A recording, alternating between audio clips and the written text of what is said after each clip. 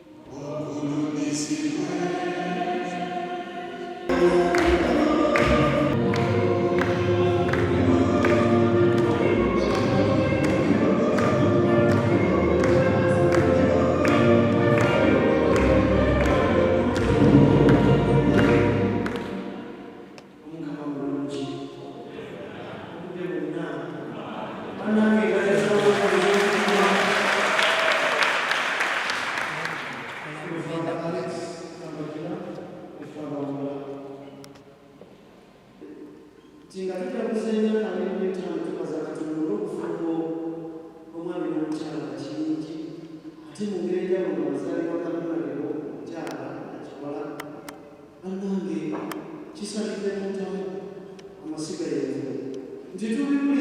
olunaku olukulu maama Mariya ng'atwalibwa mu ggulu. Olunaku luno lutuwa ssuubi ffenna abakkiriza mu Kristo nti nga tumaze obulamu obw'oku nsi buno era nga tukoze bulungi ng'Omukama bw'atusuubiramu, tebigenda kwagenda mabukira busanvu biri obutatuuza. Obwakabaka obw'omuggulu tulimu ttaano kubanga Obuganda bwa 2025. Amiina.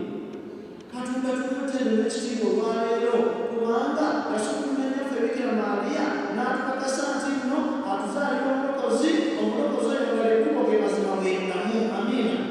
Kigambo kikulu nnyo eky'olwaleero nsonga nzitoddolangabirira ne kubula obukombi nga era tumwebaza kubanga emyaka 45 omuntu bw'agifumba mu bufumbo tekiba kya kusaala. Obufumbo obutukuvu n'agatako okuba nti nno ate si kufumba bufume gibadde gy'amakulu. Twongera bugezi bumukwasa Mukama nti okuzaalibwa kw'ojja mu nsi tulaba bulabi ekitiibwa kya Katonda. Nze nonnesiimye liwamusanga aliwero Uganda kuva mu lutatandaba nodda mu lubuto neesiimye nsekera mu kibuga engasikidde Oluganda okubeera ne mwana gyamu akati mu mbeera eyo njogera ku bantu abaweereza eggwanga lino mu bulungi ate mu mazima ate mu mukwano nebalokwa n'emikwano.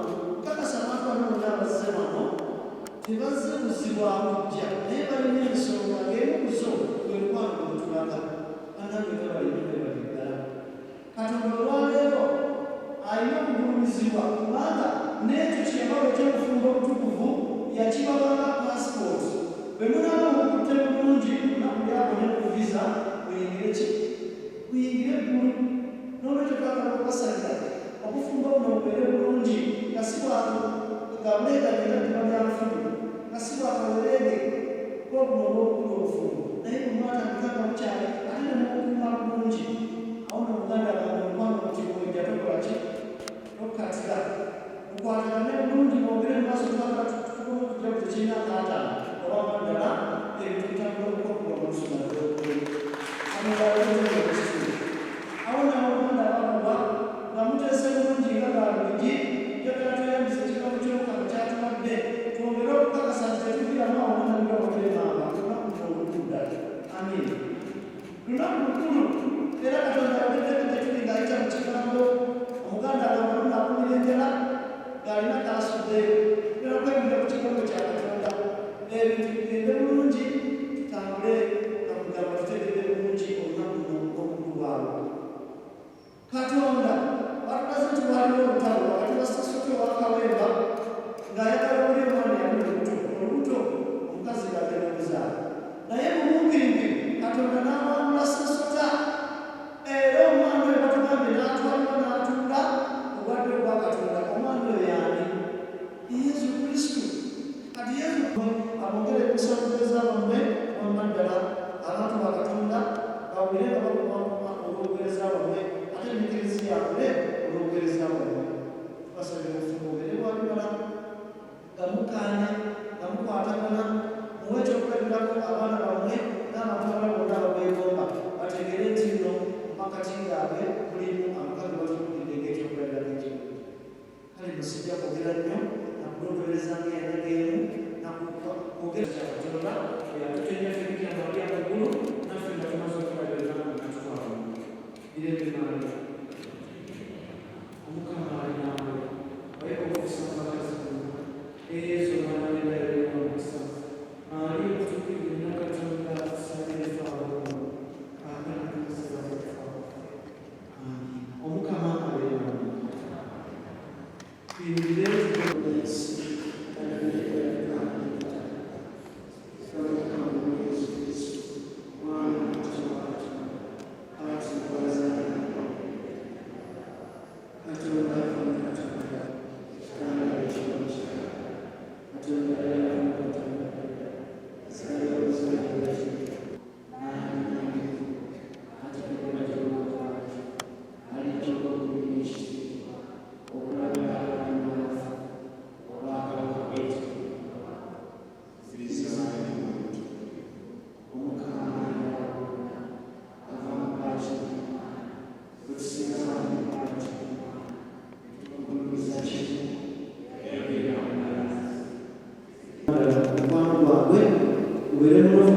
sikuli kwonna kimalizinga ngo yakukiramu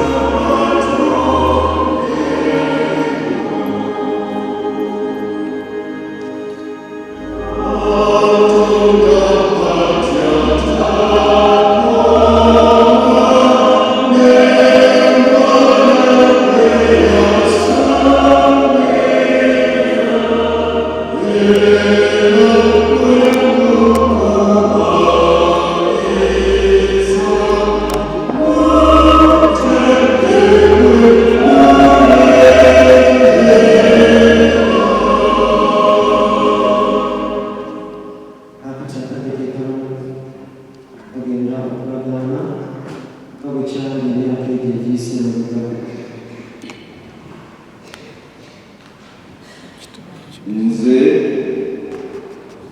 Deogratias Deusdedit Kigonza Kakingi nziramu okulaganya gwe Lawrence Nakiwala Kingi kyala wange okukwagala n'okunywererako mu bulungi ne mu bubi mu bugagga ne mu bwavu mu bulwadde ne mu bulamu era nkulaganya okussaamu ekitiibwa ennaku zonna ez'obulamu bwange.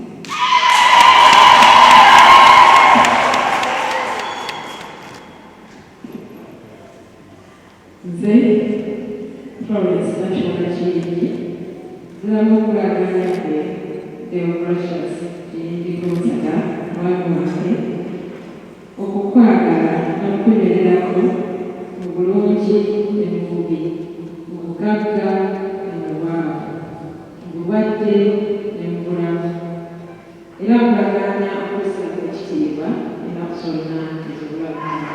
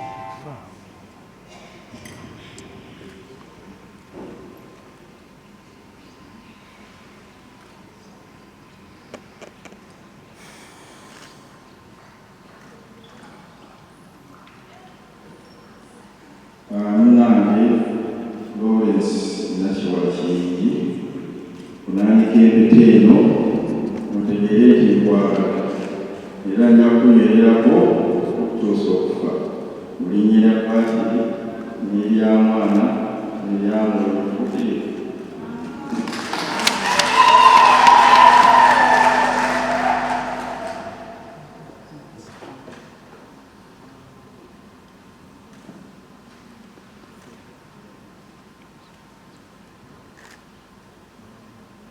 munnange yinjiddewo kubakyasilonzaga maanika empeta eno tegeere nti nkwagala era nja kunywererako okutuusa okufa linnya lya paatiri n'erya mwana erya mwendo.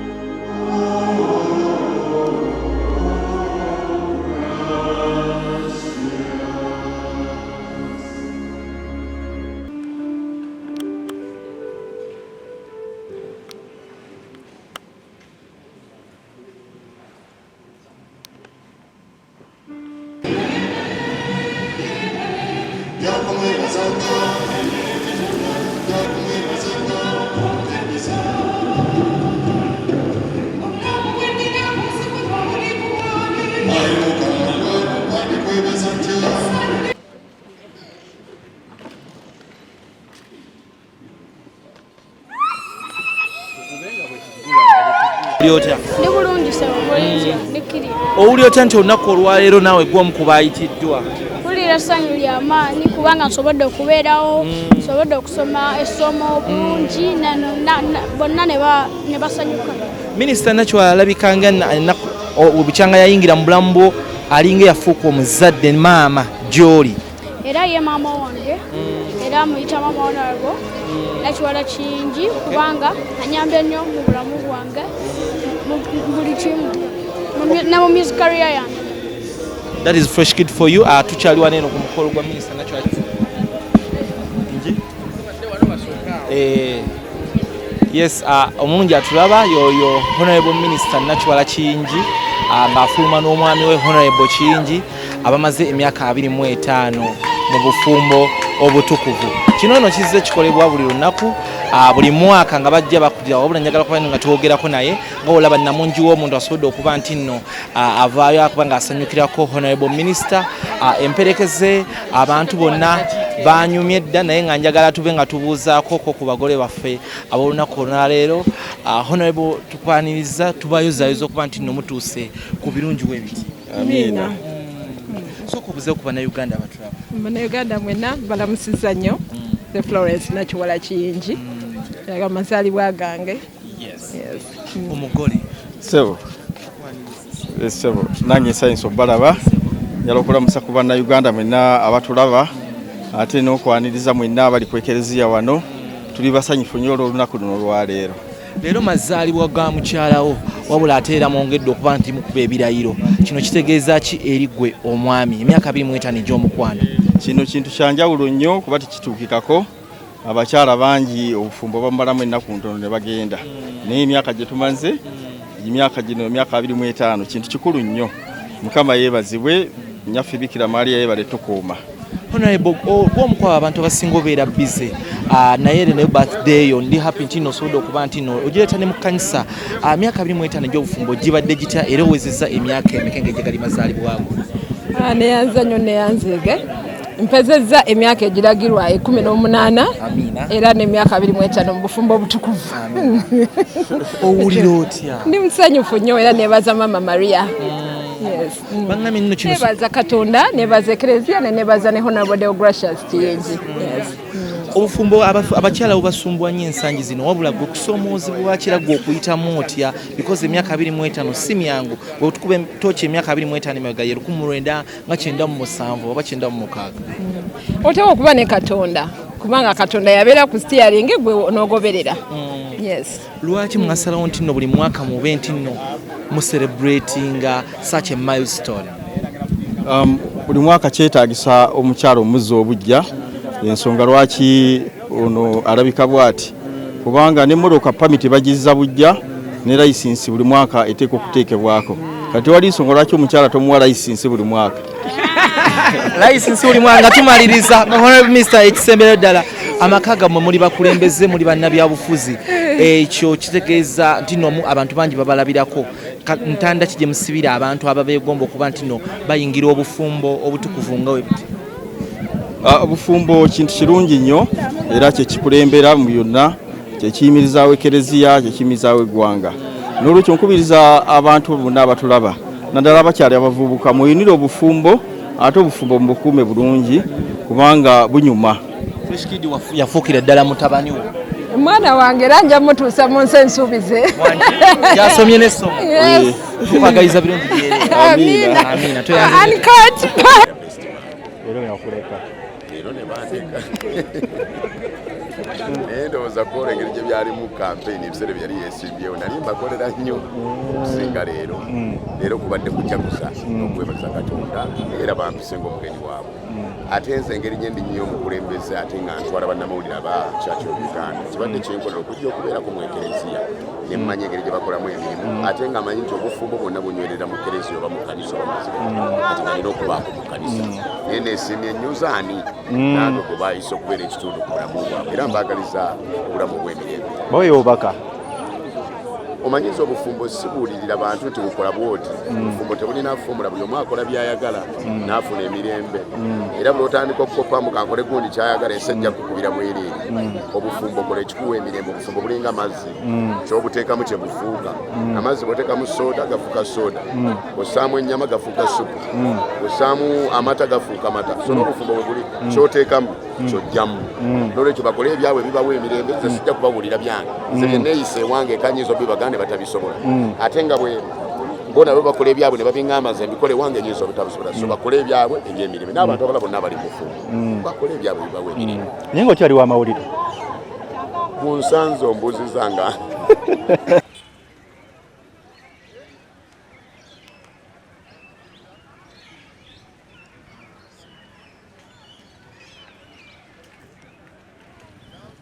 omukulu wekawekawo n'akwata abalala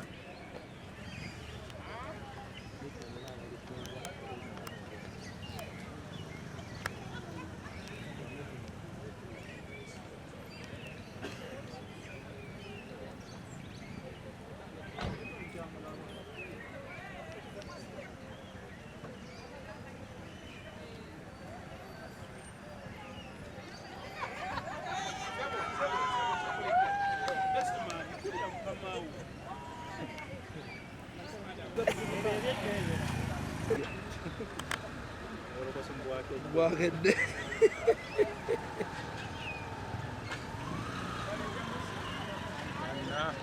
otandise ebintu naffe watutamyetamye edda tetukyakwagana kukutunulako